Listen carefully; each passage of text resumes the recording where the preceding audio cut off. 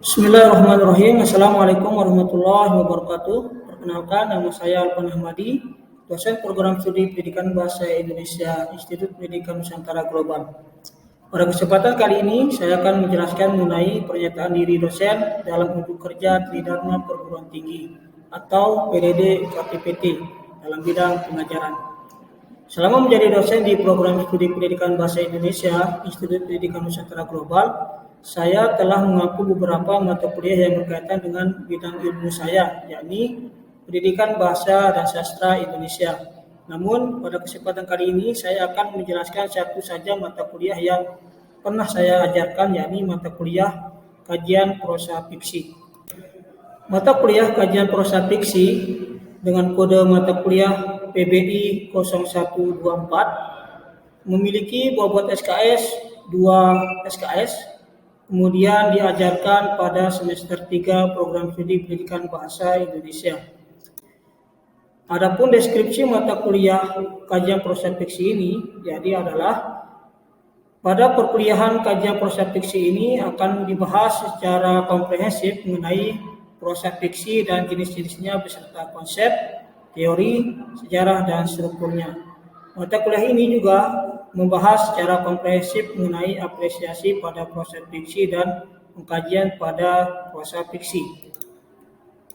Kemampuan yang diharapkan dalam mata kuliah Kajian Prosa Fiksi ini adalah yang pertama, memiliki sikap jujur, sopan, percaya diri, dan bertanggung jawab dalam menyelesaikan tugas-tugas mata kuliah. Yang kedua, setelah perkuliahan, mahasiswa mampu memahami dan menerapkan konsep, teori, sejarah, struktur, jenis-jenis prosa fiksi, apresiasi prosa fiksi, dan pengkajian prosa fiksi. Adapun materi pembelajaran yang dilakukan dalam kajian prosa fiksi ini yaitu adalah pertama, prosa fiksi meliputi konsep, teori, dan sejarah. Kemudian yang kedua, jenis-jenis prosa fiksi. Ketiga, apresiasi sastra pada prosa fiksi dan kajian prosa fiksi pada prosa fiksi. Adapun pertemuannya berjumlah 16 kali pertemuan. Metode pembelajaran kajian prosa fiksi ini yaitu menggunakan metode daring dan luring.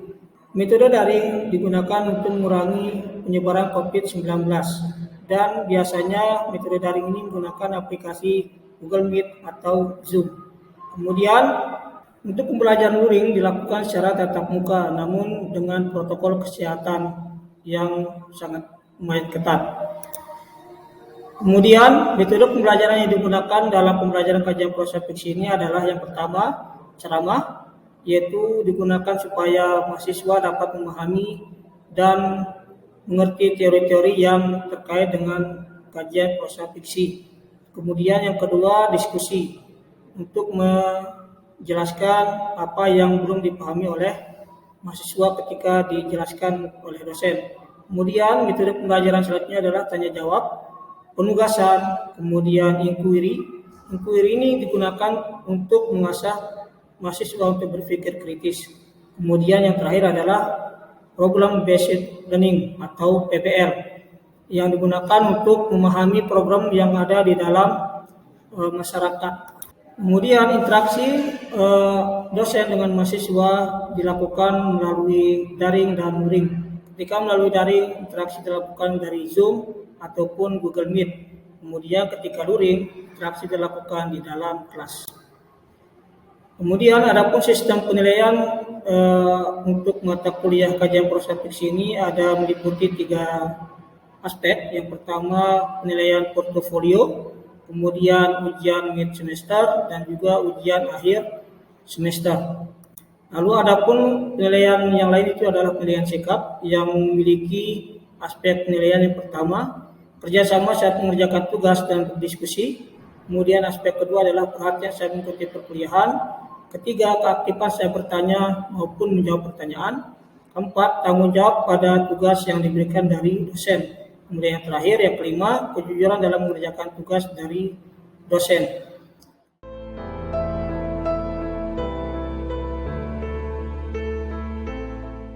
Bismillahirrahmanirrahim. Assalamualaikum warahmatullahi wabarakatuh. Waalaikumsalam warahmatullahi wabarakatuh. Baik, hari ini kita akan melanjutkan pembelajaran kita mengenai mata kuliah kajian prosa fiksi, dan kemarin kita sudah di pertemuan pertama yaitu menjelaskan silabus atau apa saja materi yang akan kita bahas. Nah, hari ini kita akan membahas materi mengenai jenis-jenis prosa fiksi, yang artinya jenis-jenis prosa fiksi ini akan kita diskusikan dan juga nanti kita berikan contoh-contoh yang akan terkait dengan prosa fiksi. Baik, lanjut saja. Jadi yang akan kita bahas pada hari ini adalah yang pertama, tujuan pembelajarannya. Jadi tujuan pembelajaran itu akan saya jelaskan nanti. Yang kemudian yang kedua mengenai hakikat jenis prosa fiksi. Lalu yang ketiga mengenai jenis dari prosa fiksi itu sendiri, materi pokoknya, dan yang terakhir adalah mengenai ini kita akan tanya jawab, dan ada nanti terakhir tugas dari kelompok yang akan kita bagi. Baik, selanjutnya mengenai tujuan pembelajaran. Jadi tujuan pembelajaran hari ini adalah yaitu nanti kalian diharapkan mampu menjelaskan apa itu jenis-jenis prosa dan fiksi. Jadi nanti setelah kalian selesai belajar mata kuliah ini ataupun materi yang jenis-jenis ini, kalian diharapkan mampu menjelaskan atau mampu memahami dari jenis-jenis prosa dan fiksi. Baik, hakikat prosa dan fiksi itu jadi menurut menurut ahli yang bernama Altenburg dan Lewis, dia menyebutkan bahwa prosa fiksi itu adalah prosa naratif yang bersifat imajiner, tetapi biasanya masuk akal dan mengandung kebenaran yang mendramatisasikan hubungan antar manusia. Maksudnya di sini adalah bahwa prosa fiksi itu sifatnya imajinasi, khayalan. Tapi meskipun dia sifatnya khayalan, dia mengandung kebenaran yang kemudian kebenaran itu didramatisasikan antara hubungan antar manusia. Misalkan kayak film-film sinetron itu kan dia memang betul, tapi seolah-olah dibuat dramatisasi seperti film-film itu ataupun buku-buku, novel dan sebagainya.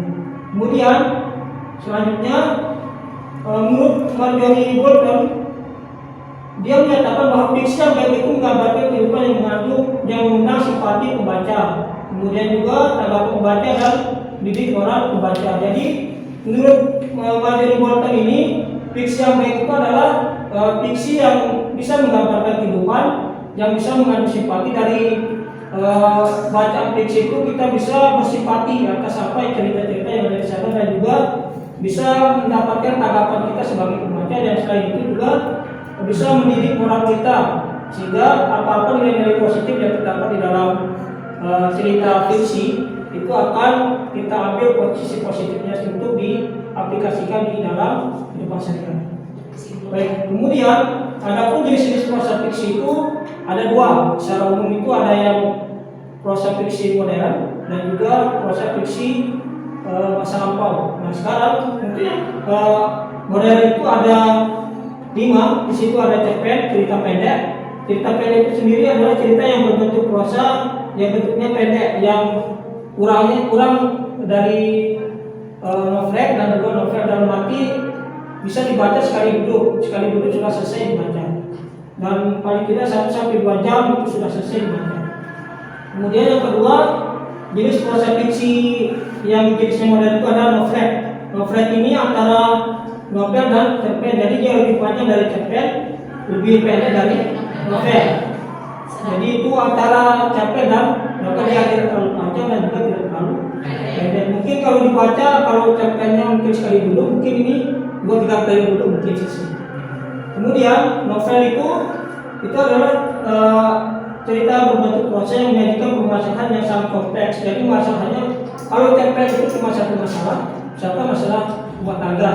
Tapi kalau di novel itu bukan hanya satu masalah, tapi banyak sekali masalah yang disebutkan di dalam cerita dalam novel. Kemudian jenis prosa fiksi yang selanjutnya adalah cerita anak. Nah, cerita anak ini namanya saja cerita anak, maka tentu ceritanya khusus diberikan kepada anak-anak yang masih umur balita maupun SMP SMA. SMP. Kemudian sampai remaja itu namanya saja novel remaja, jadi ceritanya tentu yang bersifat kadang hal-hal yang sifatnya remaja, percintaan, kemudian sedih, duka dan seterusnya.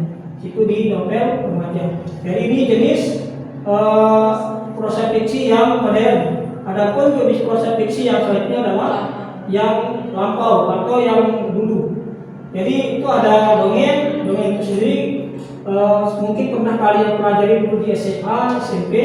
Jadi dongeng itu adalah cerita yang sepenuhnya hasil imajinasi.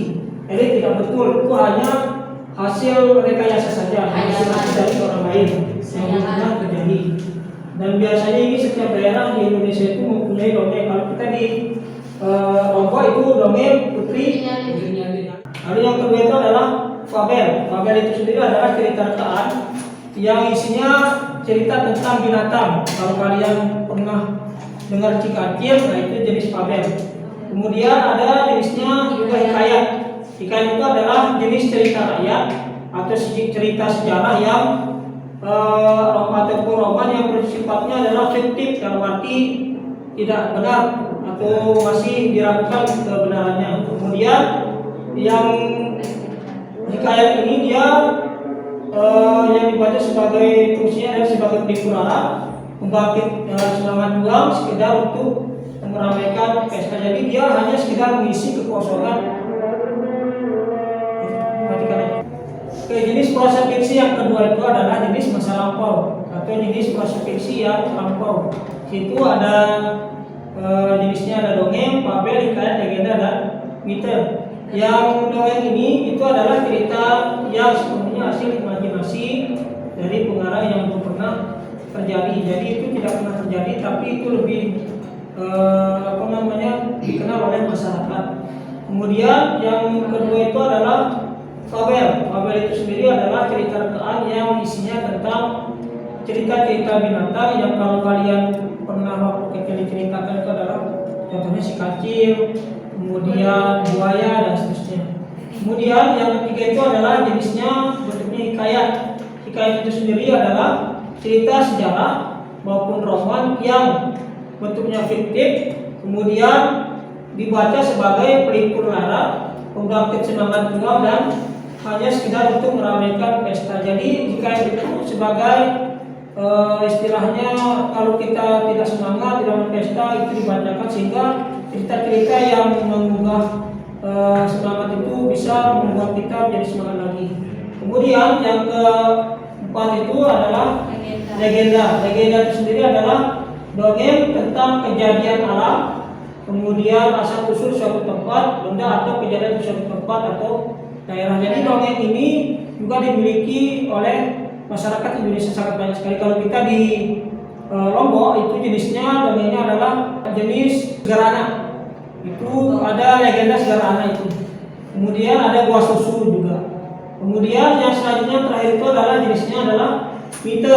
Mite itu sendiri adalah cerita yang mengandung dan berlatar belakang sejarah yang dipercaya pernah terjadi dan mengandung hal-hal gaib. Jadi antara mite dan juga hikayat itu agak mirip, tapi bedanya kalau dia hikayat itu bentuknya fiktif atau tidak pernah terjadi, tapi kalau mite itu dipercaya pernah terjadi dan mengandung hal-hal gaib.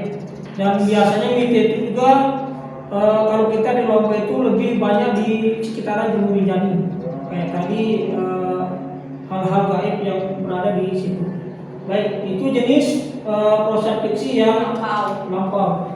Lalu contohnya adalah bisa kita lihat dari sini. Ada kalau novel itu bentuknya Sri Rinjani. Ini Sri Rinjani ini novel Lombok. Novel Lombok yang dikarang oleh orang Melayu atau orang Lombok. Kemudian cerpen itu bentuknya ada kiai. Ini M.A. Najib. Kemudian yang hikayat itu hikayat Hang Tuah. Kemudian kalau dia dongeng itu Malik Kundang ini adalah contoh prosa fiksi yang ada di Indonesia. Semuanya ada yang kalau yang ini kan ada dua yang modern, dua yang yang hikayat dan dongeng. Oke, jadi itu bentuknya. Nah sekarang saya akan mengajak kalian untuk berpikir. Oke, selanjutnya kita akan berpikir. Saya akan mengajak kalian untuk berpikir. Yang pertama, apakah kamu pernah membaca salah satu jenis dari prosa fiksi yang baik, yang modern maupun yang melampau? Kira-kira siapa yang pernah? Saya. Yang mana? Novel. Novel. Kemudian yang cerpen. Terus? Dongeng. Dongeng apa? Judulnya. Iya, masih ingat nggak? Lupa judulnya. Kalau novel, cerpen ingat nggak? Saya juga si Fabel, si kancil. Novel juga pernah. Kalau yang hikayat pernah nggak? Ada yang pernah hikayat? Pernah kayak cerita-cerita hikayat itu. Ragat. Iya, yang kemudian kalau dia mite yang bentuk-bentuknya kayak gitu pernah dengar? Pernah saya dengar. Kalau pernah baca belum ya? Kalau yang hikayat sama mite itu pernah dengar semua? Pernah. Berarti sebagian besar kalian pernah melihat antara fiksi yang modern dan lampau. Bisa. Selanjutnya pertanyaan kedua itu coba sebutkan salah satu judulnya. Ada yang masih ingat? Salah satu yang modern dan lampau. Novel Teluk Alaska. Terus ada Cinderella. Kalau cerpen ada yang Dua garis biru. Cerpen anu apa judulnya? ada yang tahu judulnya? Yang pernah baca? Jakarta. Oke. Terus kalau yang hikayat tadi nggak pernah baca ya? Oke. Kemudian kalau Mita, kira-kira Mita judulnya apa? Tentang apa? Karangan Apa? sarangan saat minta tentang agenda. Iya, yang itu kan bentuknya kayak. Si bola juga. Kemudian kalau yang hikayat yang pernah diceritakan tentang sejarah suatu tempat Nyiron Kidul.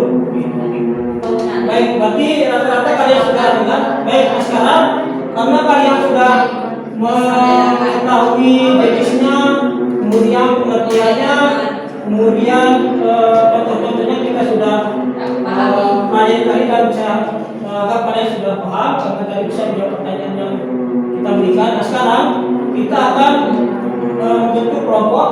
Jadi masing-masing kelompok itu berjumlah 3 orang. Jadi kalau kalian ini 1, 2, 3, 1, 2, 3, 2, 3, berarti kurang lebih 4 kelompok. Nah nanti kalian akan bentuk 4 kelompok. Nah setelah itu nanti tugasnya adalah mencari jenis atau contoh dari prosa fiksi baik yang modern dan juga lampau. Masih ingat kan? Masih. Oke, kalau begitu nantinya akan dikumpulkan melalui diketik, kemudian minggu depan dikumpulkan melalui kelompok masing-masing. Oke, itu ya. Ada pertanyaan sebelum kita akhiri? Cukup ya? Dikirim dari email atau apa Pak? Dikirim ini aja langsung aja dicetak. Oh dicetak. Terima kasih. Ya. Baik, itu saja mungkin hari ini kalau memang tidak ada pertanyaan. Kalaupun ada pertanyaan nanti bisa melalui WhatsApp grup ataupun email. Oke? Sekian. Assalamualaikum warahmatullahi wabarakatuh. Waalaikumsalam.